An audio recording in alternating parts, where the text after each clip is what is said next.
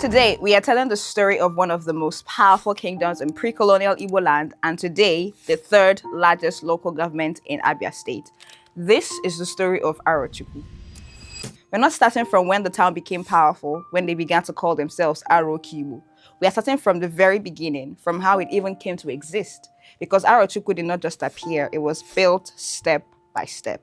Before Arochukwu emerged, the land already had people, the Ibom people, connected to the ancient Ibom communities of the Cross River Basin, were among the earliest inhabitants of this area. Later on, an Igbo group led by Ezagu, a blacksmith with origins in Ebereba and Eda, arrived and settled in the same region. As they grew from scattered settlements into villages, tensions crept in. Disagreements grew into conflict, and then conflicts grew into war.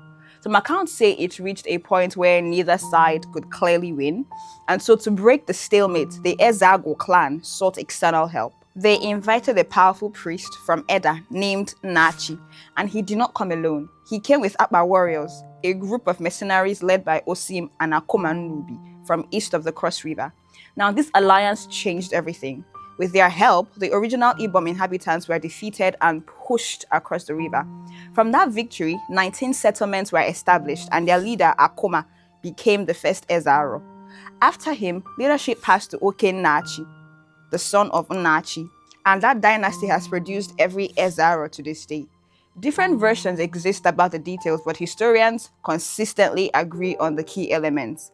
The Ibom people as original inhabitants, the Ezagu Igbo settlers, Nachi the priest, and the Akba warriors.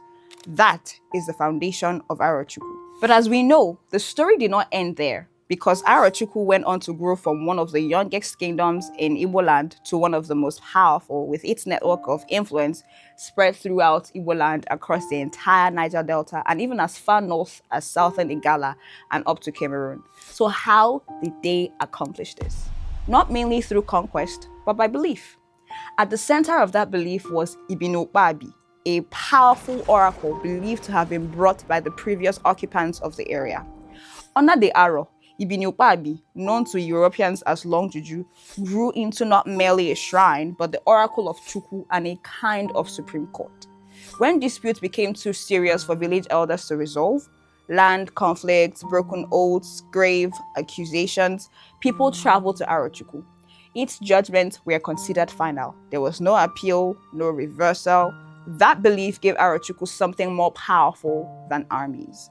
It gave them authority across regions. The Aro did not keep this power in one place. Their priests spread across the region, carrying their gods with them. Rather than travel to Arochukwu for judgment, Aro came to you. So through their networks, they relayed messages, and from messages, trade and security, controlling the movement of people throughout the area. Over time, they expanded into a massive economic confederacy that functioned as a league of Igbo and cross-river allies.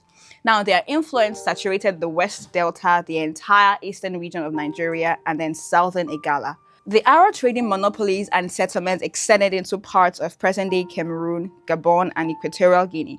Through migration, diplomacy, and religious installation, Aro settlements spread across Igboland and even into neighboring territories, from present-day Abia and Imo to Anambra, Enugu, Ebonyi, and beyond. They founded over 250 settlements, including powerful hubs like Ajali, Arondio Zogo, and Bende. Wherever Aro agents settled, the authority of Ibini Ukpabi followed. Eventually, Arochukwu and Aro settlements controlled trade between inland producers and coastal city-states such as Calabar, Boni, and Opobo, where European traders were active. Their influence cut across not only Igbo communities, but also Ibibio, Efik, Uhobo, Isoko, Isekiri, and Igala. And their Ekpe cult and its secret writing script in CBD, borrowed from the Ejaran people, made it possible to communicate and share information secretly. Now, all of this gave Arochukwu the upper hand to dominate and control all inland trade. So palm oil, coconuts, salt, cloth, iron, goods, they all flowed through Aro networks. And eventually, so did people. Captives across the regions were assembled in Arochukwu and transported via the Aro Blue River, which pours directly into the Atlantic. Some individuals judged guilty by Ibini Ukpabi were said to have been taken by the gods, but were secretly sold into slavery. Religion provided legitimacy. The slave trade produced profit, and then the profit funded the network of allies, mercenaries, and satellite kingdoms that was in the Aro Confederacy. And secrecy through Ekpe or Konko and carefully guarded a CBD writing system protected all of it. Through this network, they orchestrated the sale of over 4 million people during the transatlantic slave trade. By the early 1900s, the British felt that this trading power and control was a direct challenge to their inward expansion and then set out to cut the influence of Arochukwu. This clash culminated in the Anglo-Aro War of 1901 and 1902. After repeated attacks with Maxim machine guns and an army mostly made up of African troops, British forces captured Arochukwu and destroyed the Oracle Shrine. With that, the system collapsed and the areas under Arochukwu came under British control. So today, when we talk about Arochukwu, we're not just talking about a town in Abia State. We are talking about a place shaped by war, belief, trade, power, and survival. Today, Arochukwu still stands. Different era, different system, but the same land, the same great people. And that is the story of Arochukwu. If you learned something new, please like this video and share so other people can know this history. And in the comment section, please let us know what town you would like us to talk about.